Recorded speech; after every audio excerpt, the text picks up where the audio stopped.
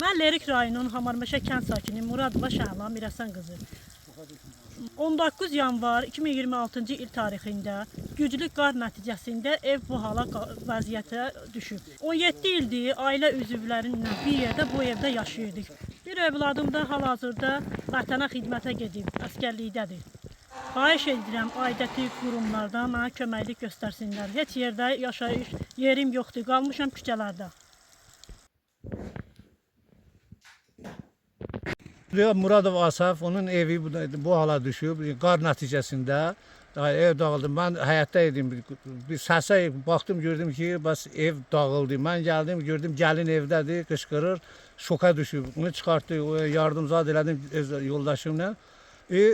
Camaat sonra gəldi, baxdı, onların evi bu günə düşüb. İndi dövlət indi nə buna təbdir görər, nə imkanı çatar eləyər, onu yəni hökumət bilər.